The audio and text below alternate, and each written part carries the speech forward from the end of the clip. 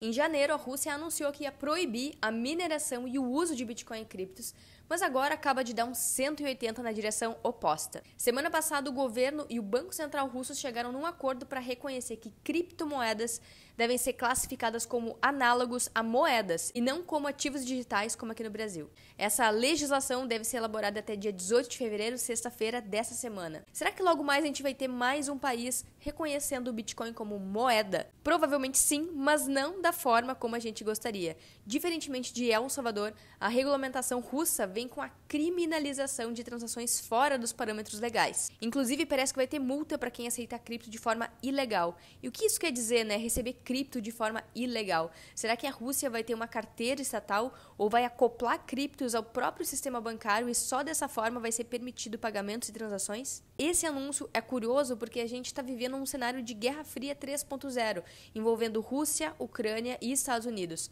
O próprio Estados Unidos está batendo na tecla de que a Rússia vai invadir a Ucrânia. Já a própria Rússia e a Ucrânia seguem negando essa possível invasão. E é curioso também a Rússia se voltar pro Bitcoin e para as criptos nessa situação de possível guerra. Lembrando que a Rússia já falou sobre usar o Bitcoin como uma forma de contornar as sanções americanas lá em 2019. Então, ao mesmo tempo que o governo russo quer toda a liberdade para negociar em outras moedas que não o dólar, especialmente petróleo e energia, ele também não quer dar o benefício das transações P2P descentralizadas para sua própria população. Quer manter o controle e o monopólio sobre o dinheiro através da regulamentação e da proibição de transações que não sigam as regras estabelecidas. Fato que, mesmo proibindo através de regulamentação, o governo russo, e na verdade nenhum governo, tem como impedir que as pessoas acessem e transacionem Bitcoin de forma P2P, usando carteiras não custodiantes, que não estejam atreladas a um governo, por exemplo.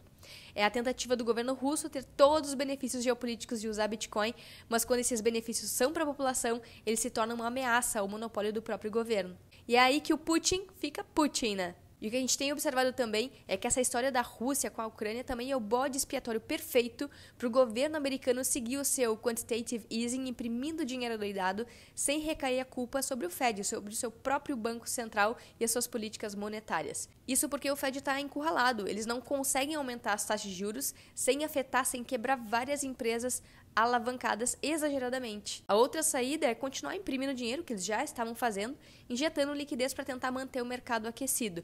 Só que a população e os mercados já estão percebendo tudo isso e estava começando a ficar feio pro Fed, pro Banco Central americano. Os Estados Unidos estão forçando a barra nessa invasão russa na Ucrânia e dando um dedinho aí para se meter nessa história e ter um motivo perfeito para seguir imprimindo dinheiro. Afinal, medidas extremas em situações extremas, né? Por exemplo, uma guerra. Ok, a Ucrânia é um local estratégico quanto a combustíveis fósseis. Grande parte do gás natural que alimenta a Europa vem da Rússia e grande parte do sistema de gasoduto passa pela Ucrânia.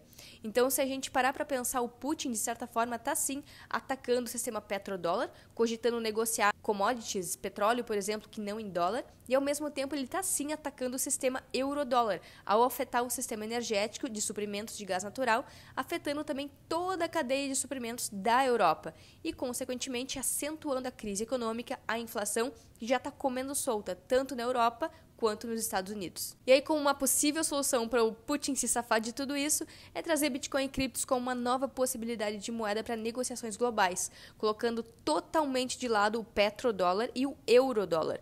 Lembrando que a Rússia tem uma grande quantidade de galpões de mineração, tem 11% do hash rate. Tem o clima perfeito para mineração porque é muito frio, não precisa de energia extra para refrigerar os galpões. Também grande parte do excedente energético das suas hidrelétricas fica na região da Sibéria. E é óbvio que o Putin sabe disso tudo e por isso segurou o Banco Central lá em janeiro, quando ele quis proibir a mineração e a negociação de Bitcoin e criptos na Rússia. Agora usa todo esse cenário a seu favor. Minha gente, a teoria dos jogos vai fritar a cabeça geral agora em 2022. E é claro que essas questões geopolíticas envolvem outros fatores, além de todos esses que eu trouxe aqui. Esse é um resumo com alguns dos pensamentos que a gente tem juntado nessas peças desse quebra-cabeça da geopolítica global. É muito curioso também ver Bitcoin e criptos começarem a entrar junto em pautas, em discussões gigantes, como guerras e geopolítica. Então, bora acompanhar como tudo isso vai se desenrolar.